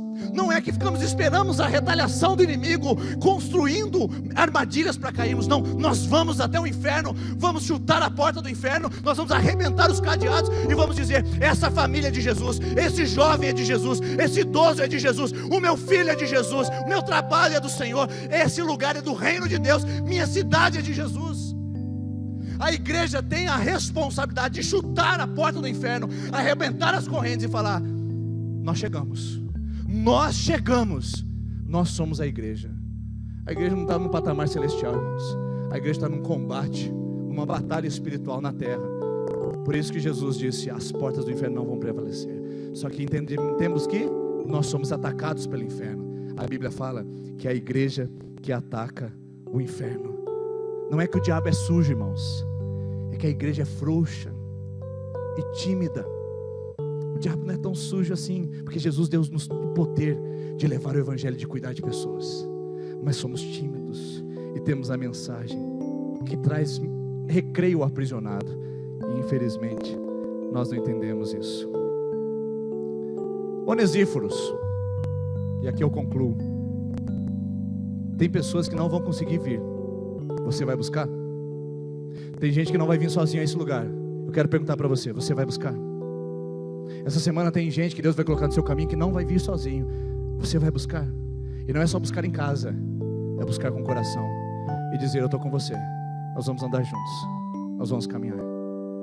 Tem gente que não vai vir sozinho. Por isso procure diligentemente até você encontrar. Deus te deu alguém, Deus te deu uma pessoa, Deus te deu uma vida para você mudar o ambiente. E para concluir, quantos serviços prestou em Éfeso? Você sabe, Timóteo, você sabe, meu brother, que Onesíforo prestou serviços. Grave essa palavra: prestou serviço. Grave essa palavra: prestou serviço. Porque as pessoas fazem diferença uma na vida das outras. A gente faz a diferença quando passa. Onesíforo. Onesíforo. Nome feio? Você acha feio? Esse homem deixou tudo para encontrar Paulo. A fé que tinha começado na casa de Onesíforo estava sólida ainda até esses dias. Por quê? Porque começou em casa. Fé que começa em casa, com os nossos filhos, com nossos relacionamentos, não vai embora. Vê se um amigo que você tem, que você ama e que você congrega com ele, vai embora da igreja sem ninguém saber. Você sabe. Eu fico vendo os nossos homens, nós estamos organizando, né? A nossa equipe de retiro está organizando um retiro de homens. Eu estava na sala, nessa última reunião, e eles conversando, e minha mente voou. E eu olhei para cada um deles e disse assim: aqui agora, nós não perdemos mais ninguém. Sabe por que nós não perdemos mais ninguém em torno daquela mesa da reunião? Porque um já está ligado ao outro, um já conhece o outro, e um já sabe como o outro é importante para aquilo acontecer. Relacionamentos firmam as pessoas, sustenta a igreja, não a religião, não a nossa vã espiritualidade, nem a nossa mísera intercessão. É tudo isso, mais relacionamentos. Isso que Onesíforo fez por Paulo, isso que Onesíforo fez para encontrar o seu amigo, alguém faria por você? Você tem alguém que faria isso por você? Que atravessaria mares, abriria a mão de algumas coisas para estar ao seu lado, para te abençoar, para orar com você, para ficar com você, para te ajudar e apoiar? Você tem um Onesíforo perto de você? Você tem um Onesíforo perto de você? E eu vou fazer uma pergunta mais forte ainda: você é um Onesíforo? Você é alguém que busca? Você é alguém que se importa? Você é alguém que faz a diferença? Você é alguém que atravessaria o que for preciso para cuidar daquela pessoa? Vai valer a pena, irmãos. Vai valer a pena. Porque no final das contas, o Paulo disse: a minha coroa já está guardada. Entre os homens eu não tenho nada, mas no céu já tenho minha coroa guardada. Vai valer a pena. A única coisa que vale a pena, o que Deus vai perguntar para você no céu, não é quanto louvor você cantou, não é quanto dízimo você deu, mas quantas almas você resgatou da prisão e trouxe para o refrigério. É a única coisa que Deus vai pedir lá no céu de você. E nós substituímos e trocamos tudo. A palavra Onesíforo significa Onesíforo. Não vai colocar esse nome no seu filho, hein? Mas é uma palavra que não pode sair mais da nossa mente. Eu queria colocar Igreja Presbiteriana Independente de Onesíforos. Seria maravilhoso. Porque essa palavra, ela significa tudo para mim. A palavra Onesíforo significa aquele que traz proveito, aquele que é útil. Você sabe, Timóteo, quanto que o Onesíforo me serviu. Me serviu. Me serviu. Eu não me iludo com a quantidade de pessoas dentro da igreja no domingo à noite, irmãos. Eu não me iludo com a quantidade de pessoas que estão aqui. Porque uma igreja não é medida pela quantidade de pessoas que entram para adorar. O tamanho da igreja é medido pela quantidade de pessoas que saem para servir. Eu vou repetir. Uma igreja não é medida pela quantidade de pessoas que entram para adorar, mas a quantidade de pessoas que saem daqui para servir. Pode ser que hoje nós tenhamos 400 pessoas aqui essa noite. Quantos sairão para servir? quantos sairão para andar nesse mundo e ser onesíforos? Esta é a igreja real. Talvez 20, 40, 100. Deus permita que seja 300. Mas uma igreja só é medida quando ela é útil, quando a gente é serviço, quando a gente faz o serviço, quando a gente traz algo proveitoso. Quando Onesíforo apresentava, algo de proveito vinha para aquele povo. Uma igreja não é medida pela quantidade de pessoas que entram para adorar, mas a quantidade de pessoas que saem para servir. Quem não vive para servir, não serve para viver. Eu não me iludo, irmãos.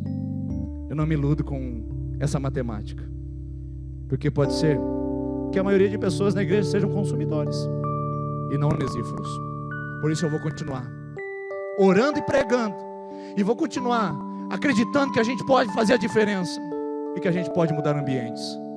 Porque se não for para ser onesíforo, não vale a pena ser pastor. Se não for para ser onesíforo, não vale a pena ser presbítero. Se não for para ser onesíforo, não vale a pena ser diácono. Se não for para ser onesíforo, não vale a pena estar no louvor. Se não for para ser onesíforo, não vale a pena ensinar nossas crianças. Se não for para ser onesíforo, não vale a pena trazer dízimos e ofertas. Se não for para ser onesíforo, o que nós estamos fazendo? Se isso é ser igreja, a fé verdadeira, ela começa em casa. E a lição do Onesíforo é: quem faria isso por você? E por quem você faria isso? Por quem você faria isso? Convidar a equipe de louvor que vem aqui à frente, por favor. Que eu não posso terminar essa mensagem sem ir para a mesa. Para ir para a mesa.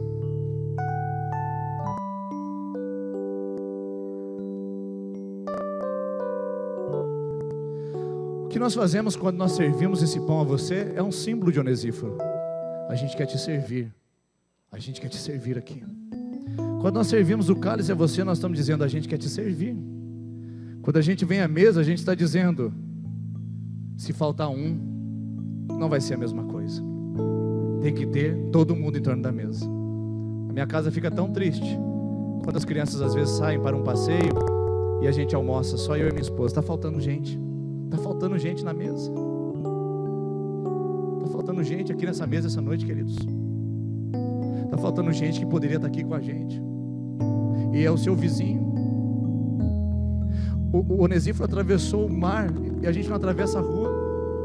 Está faltando gente nessa mesa hoje. Eu não quero tomar essa ceia com alegria agora. Eu quero tomar essa ceia com contrição, porque está faltando gente aqui. Está faltando gente para sentar nessa mesa linda, que é a mesa que vai falar na eternidade. É a mesa do Cordeiro que a gente está antecipando, que um dia nós vamos ficar na presença de Deus de eternidade a eternidade. Está faltando gente nessa mesa, queridos. Acordemos para a vida, acordemos para o Evangelho. Está faltando o seu esposo, está faltando sua esposa, está faltando o seu filho, está faltando seu amigo, está faltando tanta gente nessa mesa. E se falta alguém, não é a mesma coisa. Eu queria começar essa ceia falando do vazio dela. Jesus disse: venham à mesa. E a mesa é o lugar da familiaridade. E eu quero convidar você a tomar essa ceia essa noite, nessa perspectiva. Você vai tomar a ceia, mas tem gente que poderia estar tomando junto com você e não está, porque foram abandonados na prisão e ninguém está indo buscar. Eu vou tomar essa ceia e vou me entristecer, porque tem gente que eu posso buscar e não estou indo buscar. Eu queria que você fizesse o mesmo. Eu vou convidar os presbíteros que se posicionem aqui à frente. Eu convidar que você feche os seus olhos por um minuto. A gente diminua as luzes, só deixa aqui de cima para mim, da mesa, acesa, para a gente ter um tempo de reflexão.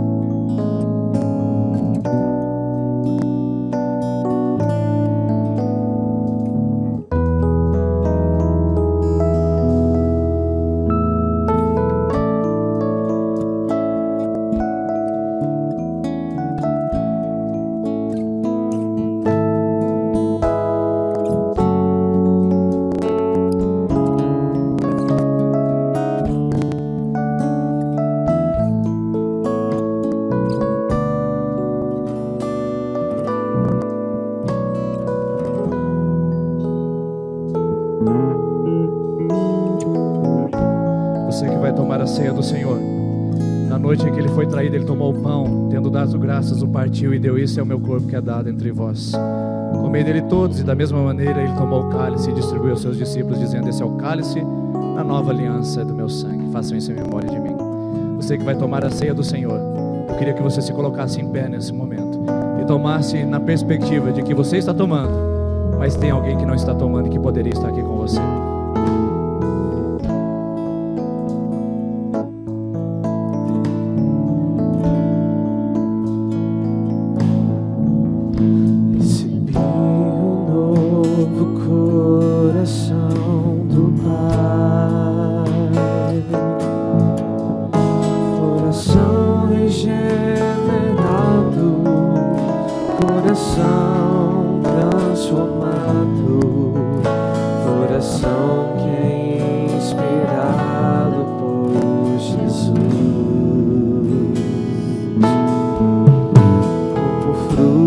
Deste novo coração, eu declaro a paz de Cristo, te abençoo, meu irmão. Preciosa é a nossa comunhão, somos corpo e assim ajustados, totalmente ligados, unidos, vivendo em amor, uma família sem qualquer falsidade, vivendo a verdade, expressando a glória do Senhor. Família, vivendo compromisso do grande amor de Cristo. Eu preciso de ti, querido irmão, precioso és para mim, querido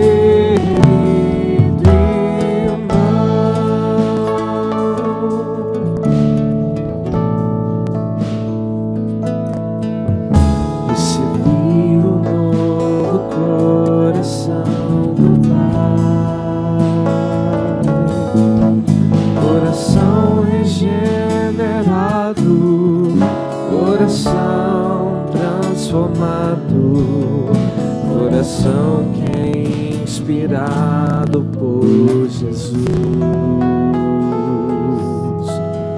como fruto deste novo coração, eu declaro a paz de Cristo, te abençoo, meu irmão. Preciosa é a nossa comunhão,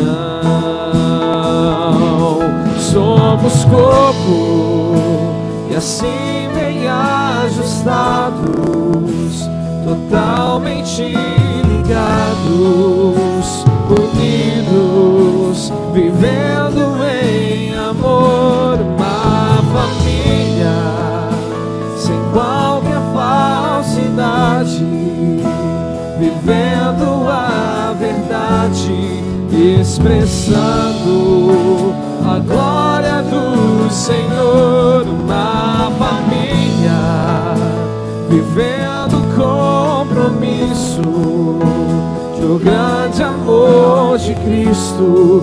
Eu preciso de ti, querido irmão, precioso és para mim, querido irmão, eu preciso de ti, querido irmão, precioso és para mim, querido irmão.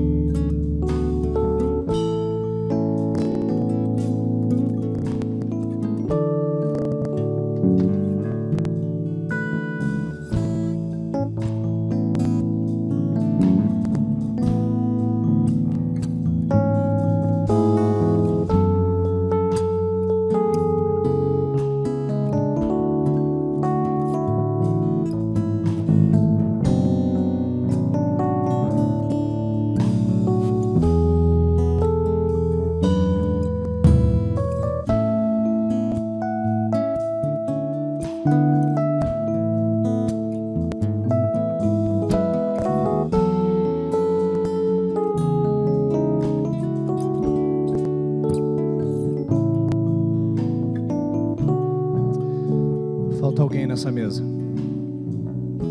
Falta alguém nessa mesa. Senhor, nós estamos aqui diante da sua presença. Estamos conscientes da nossa falha, do nosso conforto, do nosso comodismo. Estamos nessa mesa, lembrando que ainda falta alguém. Estamos tão felizes de estar aqui, de poder ter acesso à salvação, de poder participar da ceia do Senhor. Mas ainda falta alguém que não foi encontrado. Falta alguém que nós não fomos buscar. Falta alguém que nós desprezamos e deixamos na prisão. Senhor, ajude essa igreja. Ajude a esse pastor. Ajude a essa liderança. Ajude-nos a nos levantarmos como gente útil. Gente que serve. Gente que entra para adorar, mas que sai para servir na mesma intensidade, sabendo que o Senhor nos chamou para isso. Que o Senhor nos use e que essa igreja seja despertada para que a gente seja onesíforos, que vão até o fim da linha, que acreditem em pessoas e que saiba que Deus quer usar as nossas vidas para alcançá-las também. Senhor, use-nos, eis-nos aqui na tua presença. Em nome do Senhor Jesus, coloque um nome, coloque uma família, coloque uma região, uma cidade, um estado, um país no coração de cada um de nós, para que saiamos daqui hoje onesíforos e onesíferas, para que façamos a diferença, sejamos úteis ao teu reino, em nome de Jesus. Só que você está aqui, e eu não posso sair daqui sem desprezar que você está aqui. Tem gente que deveria estar, não está, que o nosso coração fique triste, mas você está, e eu fico feliz de você estar aqui, muito feliz, e saber que você vai voltar domingo que vem, me deixa mais feliz ainda. Então eu gostaria que a gente se levantasse e cantasse essa canção para a gente encerrar. Os presbíteros podem voltar, por favor. E a gente cantasse essa canção de mãos dadas, fechando os corredores, que nós recebemos um novo coração do Pai, um coração que nos transforma em onesíforos. Vamos dizer: recebi um novo coração do Pai, coração regenerado, coração transformado, coração que é inspirado por Jesus, como fruto deste novo coração. Declare a paz de Cristo para a pessoa que está perto de você. Eu declaro a paz de Cristo. Eu preciso de você, viu? Abençoe meu irmão. Preciosa é a nossa comunhão. Igreja, somos corpo, igreja, e assim venha ajustar total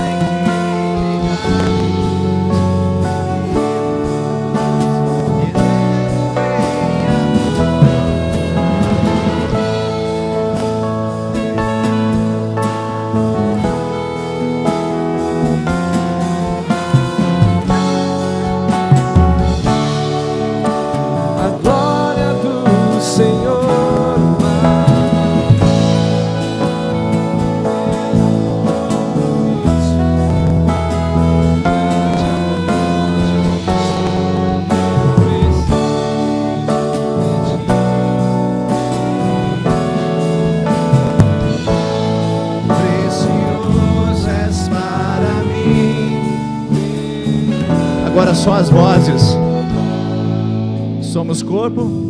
Somos corpo. Não cante de olho fechado. Você não está cantando para Deus, é para nós. Somos ligados e unidos pelo amor de Jesus. Uma família Toda família tem dificuldade. Toda família tem dificuldade. Sejamos verdadeiros, expressando a glória do Senhor. Uma família vivendo compromisso do amor maior que compartilhou e eu devo compartilhar. Preciso de ti. Diga isso para a pessoa perto de você. Eu preciso. Será que você pode dar um abraço agora enquanto canta? Pode abraçar? Pode abraçar? Gostoso isso. Eu preciso de ti. Eu preciso de ti.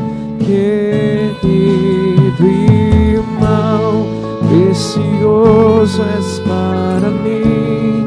Querido irmão, eu preciso de ti. Querido irmão, precioso és para mim. Querido irmão,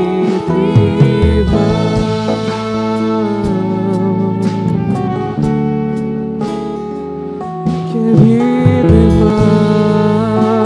Aleluia. Aleluia. Aleluia. Nós estamos encerrando a nossa celebração. Muito bom estar com você. Mas eu queria só que a gente se despedisse de um jeito diferente hoje. Você vai receber a bênção nesse momento. E depois você vai dizer uma frase para todos que você encontrar nessa caminhada aí. Daqui até a porta, daqui até o carro e daqui até a casa. Nós vamos dizer uma frase para todo mundo. E isso vai trazer paz ao nosso coração. Recebam a bênção. Que o amor de Deus, a graça do Senhor Jesus e a consolação do Espírito Santo esteja sobre a sua vida, iluminando a sua mente, fazendo você útil ao reino de Deus, hoje e para sempre. Amém. A frase é a seguinte: você pode me decepcionar, mas eu prefiro correr o risco. Amém? Deus abençoe. Uma boa semana a todos. Até a semana que vem. Somos corpo, e assim bem ajustados, totalmente ligados, unidos, vivendo em amor, uma família sem qualquer falsidade, vivendo a verdade, expressando